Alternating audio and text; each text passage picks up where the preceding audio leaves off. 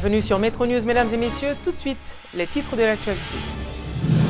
Faible impact de la grève sur l'activité économique. La population n'a pas suivi le mot d'ordre lancé par plusieurs organisations, dont l'UNO, pour réclamer la démission du chef de l'État et combattre le système de corruption au Parlement. Le président de la Chambre des députés, Gary Bodo, invite le chef de l'État, Jovenel Moïse, à accélérer le processus de nomination d'un nouveau Premier ministre. En ce sens, il a adressé une correspondance au président de la République. Un accident de la circulation survenu sur la nationale numéro 1 samedi dernier a fait au moins 13 morts et plusieurs dizaines de blessés.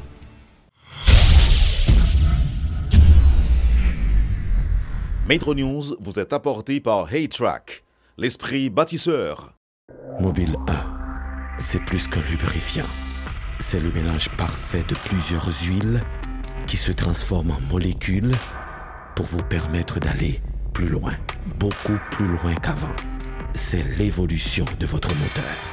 Choisissez les lubrifiants mobiles. Ici, vit l'énergie. En début de matinée, très peu de véhicules de transport en commun étaient remarqués dans les principales artères de la capitale, où une forte présence policière était remarquée. De longues files d'attente étaient visibles dans les diverses gares de la région métropolitaine en raison de l'absence de tap-tap et de bus qui assurent ces trajets. De nombreux ouvriers et fonctionnaires avaient été contraints de se rendre à pied à leur poste de travail. Certains bus de la compagnie publique Dignité transportait gratuitement des ouvriers. À la mi-journée, les activités avaient repris normalement. Des banques, des maisons de commerce, des magasins, le commerce informel fonctionnait normalement. Lors d'une conférence de presse bilan, l'un des organisateurs de la grève, Josué Mérilien, affirme pour sa part que la grève est suivie à 70% sur l'ensemble du territoire. Il accuse le gouvernement d'avoir distribué des montants énormes pour casser la mobilisation. De l'avis de M. Mérilien, des syndicalistes auraient accepté de l'argent pour empêcher la grève. Suivez un extrait de ces déclarations. 6 et 7 heures du matin, il est à 95%. Et avec 8, 9, 10 heures, il descend à 60, 70, etc. Mais ça qui est important, c'est que le mouvement, ça qui fait là, son mouvement qui fait dans l'idée pour Kembe, ten face, mouvement mobilisation 6, 7, 8 là, côté population prend la rue pour exiger que nous écraser le système basé sur ça, système criminel là, l'État oligarchique qui travaille politique contre toute majorité et peuple là pour remplacer par l'autre système côté tout le monde qui vit tant que le monde parce que tout le monde fait pour manger, tout le monde doit jouer l'école pour aller, tout le monde doit se santé, jouer un travail, une priorité, mais vivre tant que le monde. Rappelons que le gouvernement avait invité dans un communiqué la population à vaquer librement à ses activités. Le ministère de la Justice avait intimé l'ordre à la police d'assurer la sécurité des vies et des biens lors de cette journée. L'ancien candidat à la présidence, Éric Jean-Baptiste, dénonce les menaces violentes qui accompagnent les mots d'ordre de grève lancés par les syndicats ces derniers temps. Selon le politicien, dans une société démocratique, les citoyens ne doivent pas être contraints de respecter un mot d'ordre de grève. Par ailleurs, Éric Jean-Baptiste explique que la situation économique du pays actuellement rend difficile la réussite d'un appel à la grève si les raisons ne sont pas justifiées.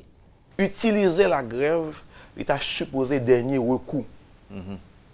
Donc nous avons une économie qui a tout fait, c'est pas tic-rac qu'on va joindre des nègres qui décident après ou libre. Sur un moment politique donné pour yo chavirer un gouvernement.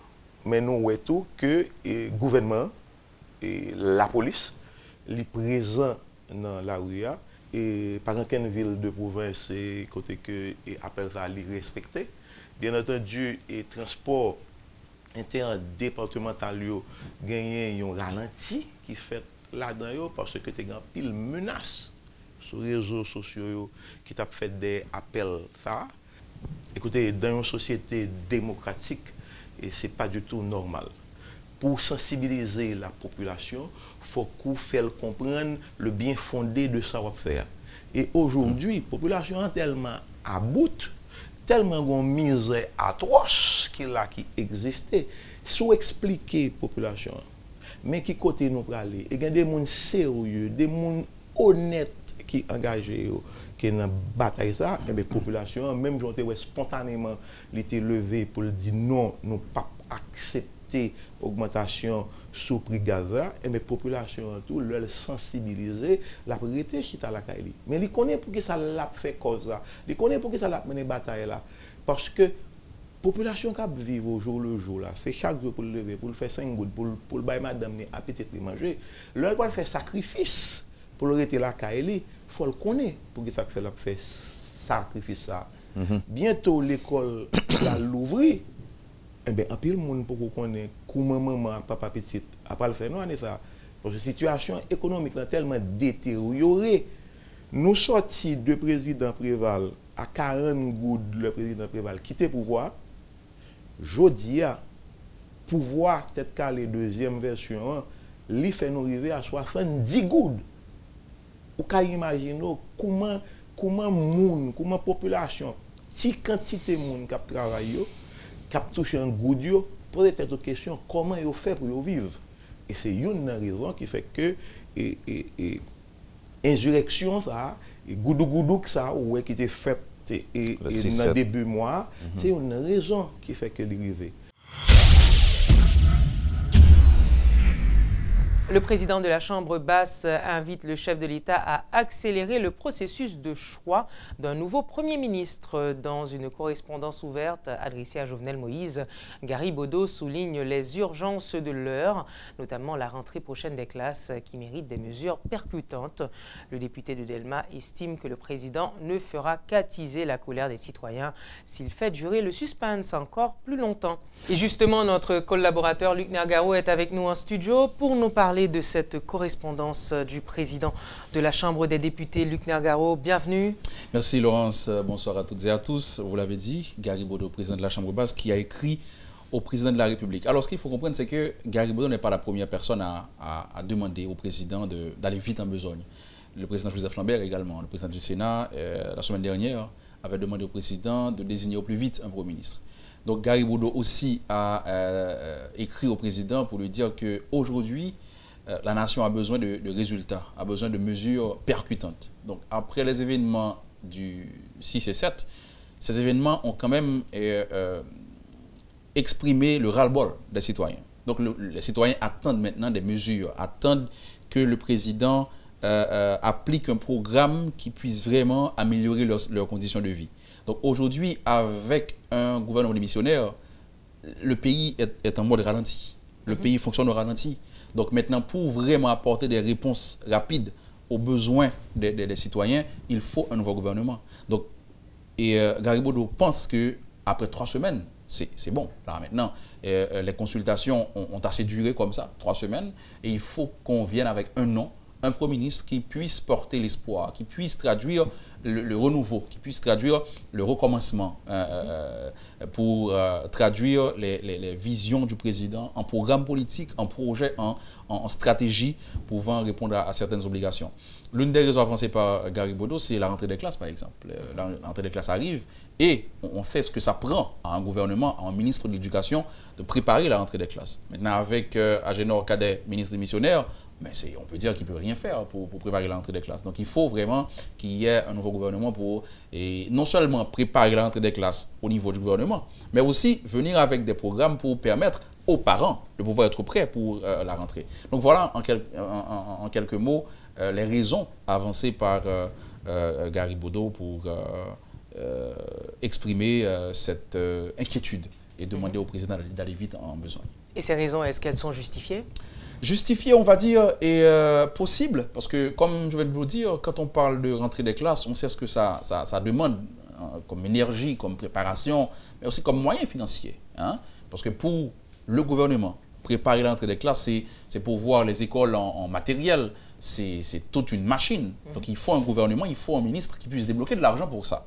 Quand on parle d'un gouvernement démissionnaire qui liquide les affaires courantes, il n'y a que les dossiers déjà en cours que ces ministres peuvent traiter. Bon, évidemment sur le papier.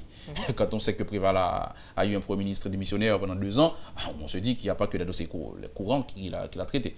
Mais sur le papier, légalement, les ministres démissionnaires peuvent traiter uniquement des dossiers courants. Mais pour la rentrée des classes, il faut débloquer de l'argent, il faut de nouvelles stratégies, donc il faut un ministre qui puisse prendre des décisions. Mais on est aussi en pleine saison cyclonique.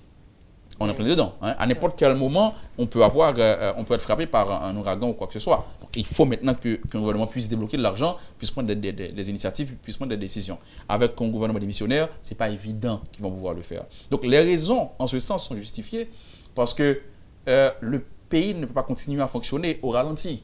Les ministres qui sont là attendent uniquement le jour où on va monter notre cabinet, ils vont laisser. Donc il n'y a pas d'initiative, il n'y a pas de nouveaux projets.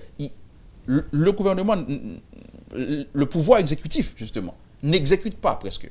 Donc, les raisons, on va dire, sont justifiées si on considère les arguments avancés par Garibodo, notamment à la rentrée des classes, mais aussi le fait qu'il dit que plus le temps passe, plus les consultations durent, c'est plus la colère des gens vont augmenter, la frustration aussi va augmenter. Parce qu'on fait face à des difficultés aujourd'hui, des difficultés économiques, avec une gourde qui se déprécie par rapport au dollar. Les gens attendent des réponses. Et ils ne vont pas avoir ces réponses avec un gouvernement démissionnaire. Donc, il faut un nouveau Premier ministre pour relancer le programme du président, pour redonner l'espoir à ses citoyens. Donc, vu sur ce point-là, on va dire que les raisons sont justifiées. Très bien. Alors, on voit que sur les réseaux sociaux, beaucoup de noms circulent. En fait, quelques noms circulent déjà en ce qui a trait à la nomination d'un Premier ministre.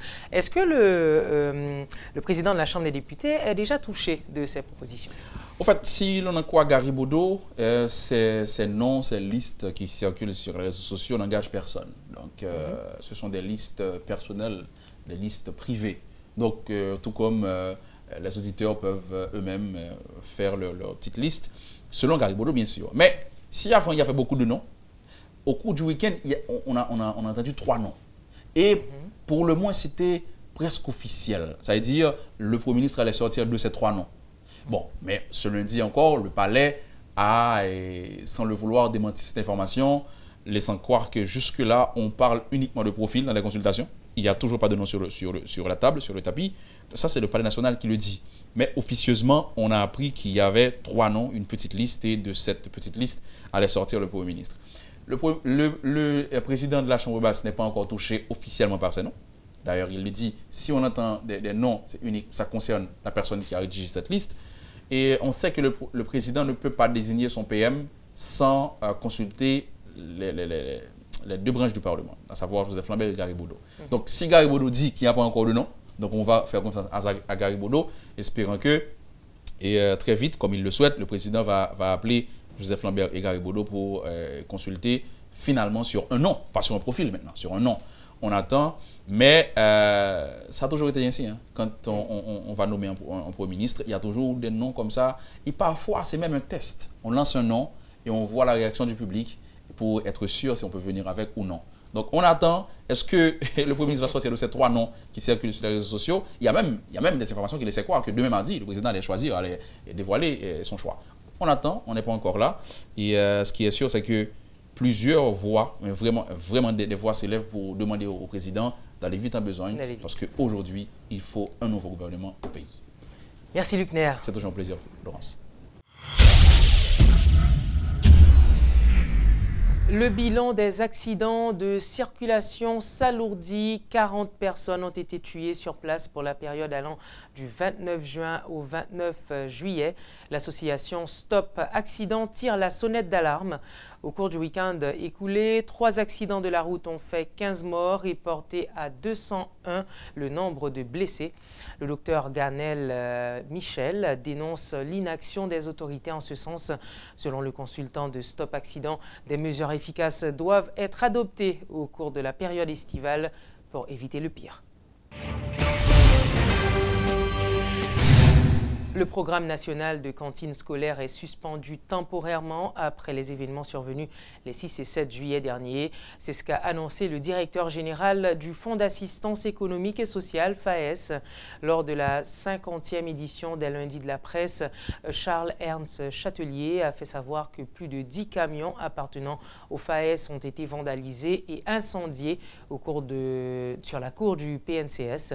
Toutefois, les dispositions sont déjà prises en vue de reprendre ce programme dans les meilleurs délais, rassure le responsable.